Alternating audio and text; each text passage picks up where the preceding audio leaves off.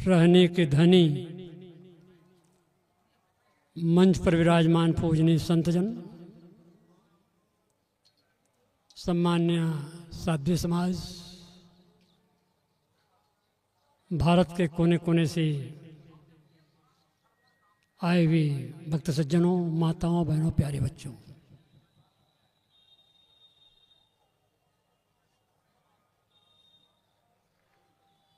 मैं बहुत ही प्रसन्न हूँ। मैं खुद बहुत ही प्रसन्नता अनुभव कर रहा हूँ कि आज इस कुंभ मेले में आप सबके दर्शन हो रहे हैं और मुझे कुछ बोलने का अवसर मिला है।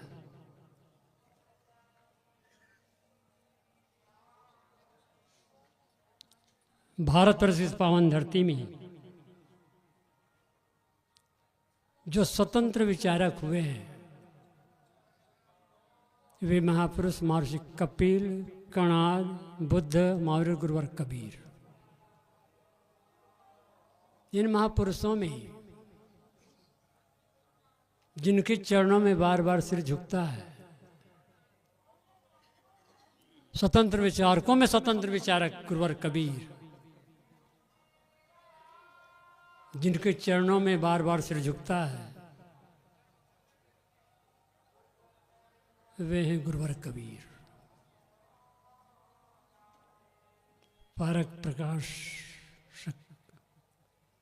कबीर पारक संस्थान के संस्थापक करुणामूर्ति पूज्य गुरुदेव श्री अभिलाष साहेब जी की कविता जो गुरुवर कबीर की प्रशंसा में कही गई है, प्रस्तुत है आपके समक्ष।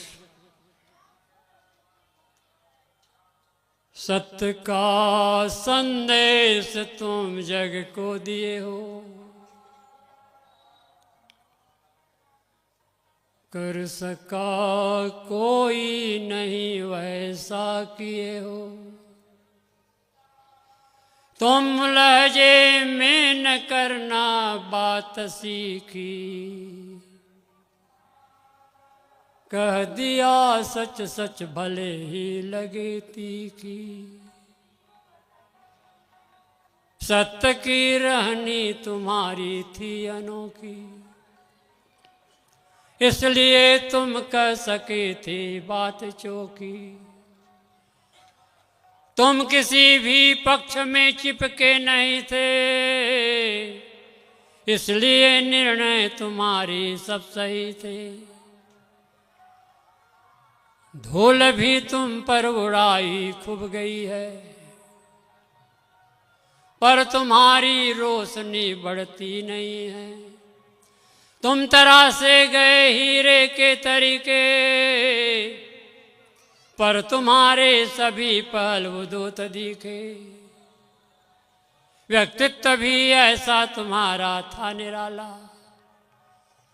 सभी ने ही रीझ तुम पर दृष्टि डाला।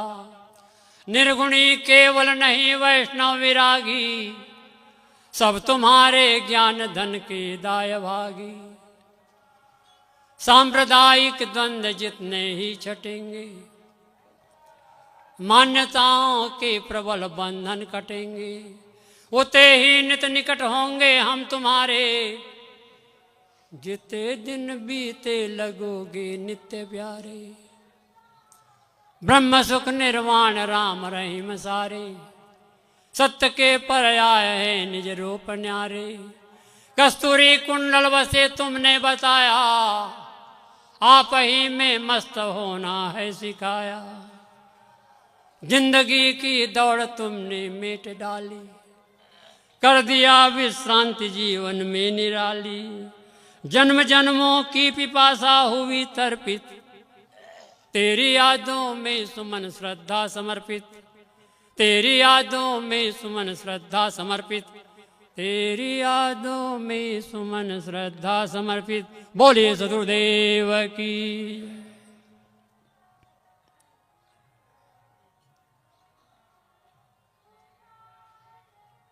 जो ये सोचता है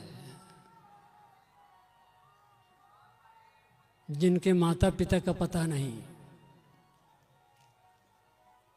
जात बिरादर का पता नहीं, ऐसे कबीर का क्या विषाद।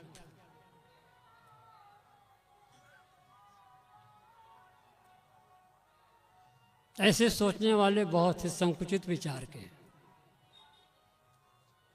जिसके माँ बाप के पता लग जाने से ही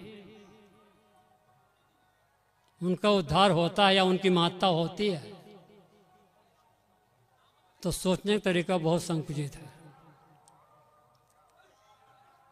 अनेक महापुरुष हैं, लेकिन जिनके व्यक्तित्व से मैं प्रभावित हूँ, खुद आप सब भी प्रभावित हैं, वे हैं गुरुवर कबीर।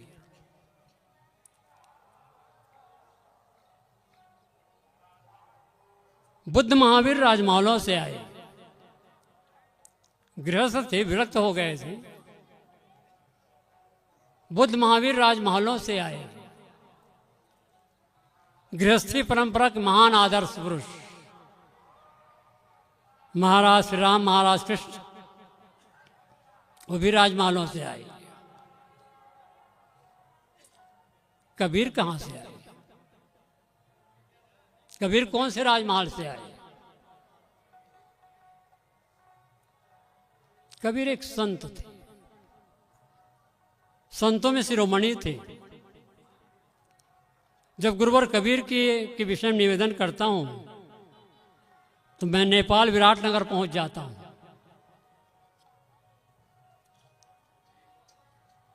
एक जगह सत्संग कार्यक्रम था, मैं भी बुलाया गया, चला गया।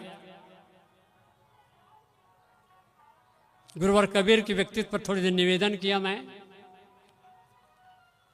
कबीर साहब एक मानव थे, मानव ही नहीं मानव थे, संत ही नहीं संतो शिरोमणि थे। और जैसे हम और आप पैदा हुए, वैसे कबीर साहब भी पैदा हुए। भले किसी माँ बाप का पता ना चले, कोई बात नहीं, अब कह तो दिया। मानव जीवन की प्रशंसा किया। जो 15 मिनट समय मिला था मैं बोला। जब सुबह घूमने चला गया तो कुछ लोग तो मुझे घेर लिए।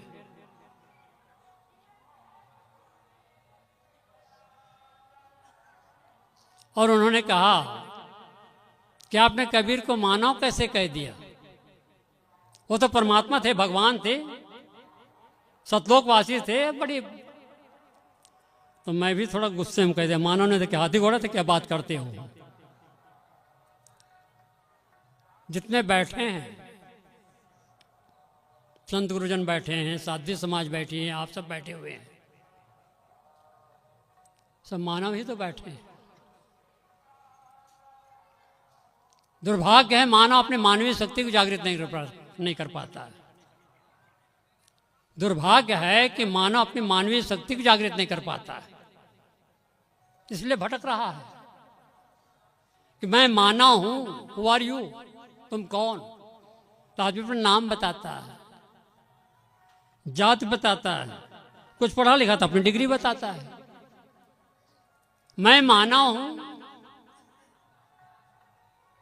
मानव हूं कहना कोई अनुचित नहीं है, लेकिन गुरुवर कबीर की वाणी का सही रूप से अध्ययन जिन्होंने किया होगा, मानव तो वो कहलाना कहते जिन्होंने अपने आप को जीवन मुक्ति की परिभाषा में पहुंचा चुका है। मानवीय शक्ति जिन्होंने जागृत किया है, दया, क्षमा, संतोष, धीराशील, विवेक, विचार गुण से अपने आप को अपलावित किया है। चलते फिरते, खाते पीते, बैठते उठते जीवन तो बीत जाता है, मानव शरीर की भूमिका माने के पश्चात भी, लेकिन उसका व्यक्ति उसका जीवन सार्थक है, इस जीवन में आकर कुछ कर ले जाता है। मैं कौन हूं, जीवन क्या है, जगत से मेरा संबंध कैसा है, इस संबंध को विच्छेद कैसे होगा, दुखों का निर्वाह कैसे होगा। ऐसे प्रश्न उनके हृदय में उठते हैं जिनके हृदय में अनेकानेक जन्म के शुद्ध संस्कार जागृत हो, जो काम क्रोध लोभ मोह विकारों से ग्रसित है, दुनियादारी में रचा पचा है, उनके हृदय में ऐसे प्रश्न नहीं हो सकता। और जिनके हृदय में ऐसे प्रश्न उठते हैं उन्हें हम जिज्ञासु कहते हैं। जिज्ञासु, जिज्ञासु से कहते हैं जिसके हृदय में स्फुरण मैं कौन हूँ, जगत क्या, जगत से मेरा संबंध क्या है, मैं कौन हूँ, मैं आत्मा हूँ, चेतन हूँ, जीव हूँ, अविनाशी चेतन जीव हूँ।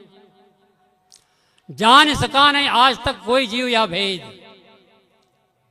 गुरुवर विशाल देव ने कहा जान सका नहीं आज तक कोई जीव या भेद, पारक बिना स्वरूप के कैसे हो अखेद। आज तक कोई चीज जान नहीं पाया। परखो परखो परखो परखो, ये जानने के लिए बैठे हैं यहाँ पर। तमाम जिज्ञासु साधक आपसे बैठे हुए हैं, बड़ी जिज्ञासा है आपके हृदय में, बड़ी ललक है। मैं कौन हूं, जगत क्या, जगत से मेरा संबंध क्या, मैं आत्मा हूं, चेतन हूं। हमारा जीवन दो तत्वों का संगम है। एक शरीर जो दिखाई दे रहा है, जिन तत्वों से शरीर बना हुआ है वो जड़ तत्व है। मिट्टी, पानी, आग, हवा, आकाश। आकाश कोई तत्व नहीं माना जाता, लेकिन गिनती गिना दिया जाता है। जड़ तत्वों में चेतना नहीं है, जानने बूझने समझने कोई शक्ति नहीं है। वो शक्ति आपकी चेतन में, जीव में। जो पदार्थ है उसका वर्गीकरण हम करते हैं कि मिट्टी है, पानी है, आग है, हवा, आकाश है। जल का धर्म शीतल है, आग का धर्म उष्ण है, वायु का धर्म कोमल है, पृथ्वी का धर्म कठोर है। पदार्थों का नामकरण मैंने किया, पदार्थों का गुणधर्म विश्लेषण मैंने किया। पदार्थ नहीं कर रहा, पदार्थों का विश्लेषण मैं कर रहा हूं, पदार्थ का नामकरण मैं कर रहा हूं। यहीं पर गोस्वामी जी की पंक्ति आ जाती, चित जल पावा गगन समीरा, पंच रचित अधम शरीरा। पंच रचित अधम शरीरा। गोस्वामी तुलसीदास जी उच्च कोटि के कवि थे। शरीर की क्षणभंगुरता बताने के लिए उन्होंने अधम शब्द का प्रयोग किया, लेकिन जब शरीर की विशेषता बताना तो बड़े भाग मानुष तन पावा, सुर दुर्लभ सतगंतन गावा, साधन धाम मोक्ष कर द्वारा, पाए न जे पर लोग सवारा। कक्षा 10 में जब मैं पढ़ रहा था, हिंदी का पीरियड चल रहा था, शिक्षक महोदय ने कहा काव्यत्व की दृष्टि से गोस्वामी तुलसीदास जी जैसा संत नहीं, और संतत्व की दृष्टि से संत कबीर जैसा संत नहीं। उनकी वाणी आज भर मेरे हृदय पट पर अंकित है। तो मैं ये कह रहा हूं कि गुरुवर कबीर ने जो व्यक्तित्व पेश किया समाज के सामने, जितना खुलासा निर्णय गुरुवर कबीर ने दिया है शायद किसी ने दिया होगा, और बहुत पहले महर्षि कपिल ने किया है, जिन्होंने सांग दर्शन रचना किया है।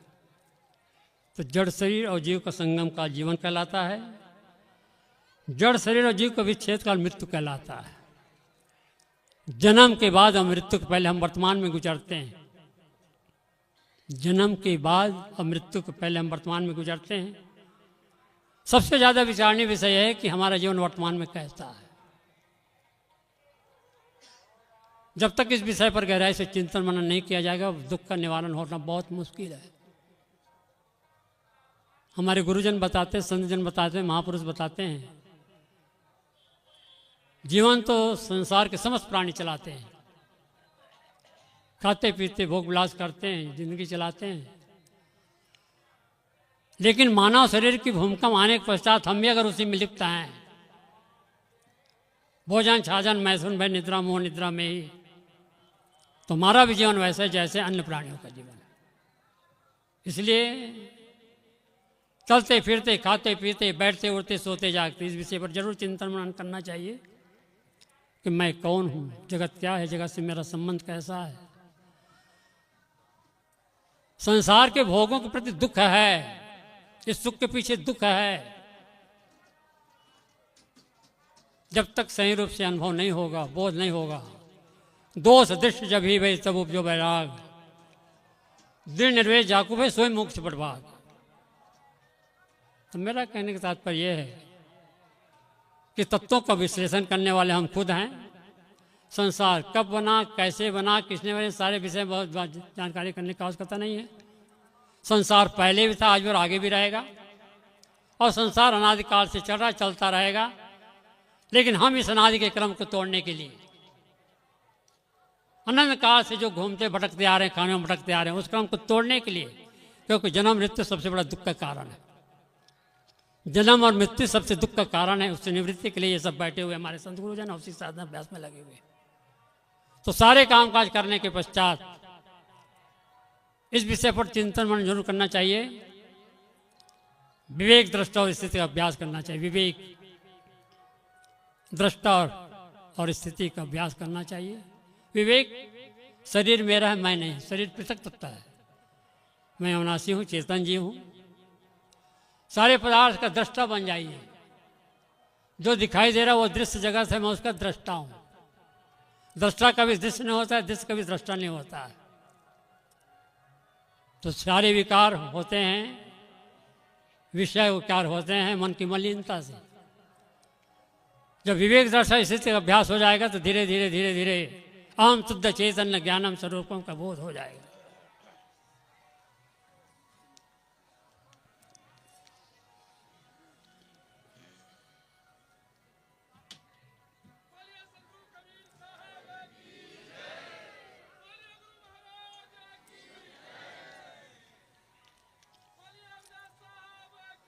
जय।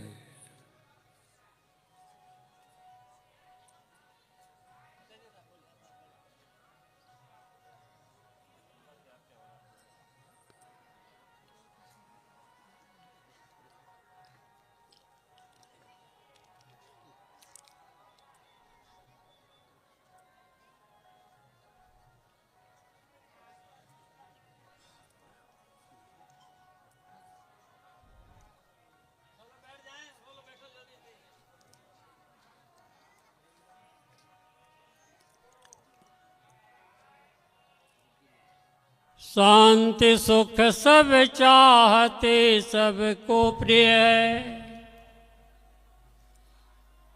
पर कहाँ वह है इसे सोचो ही है। मूल्य धन का कौन कह सकता कि कम है, पर कि ये अनुभव कभी सुख साँच में।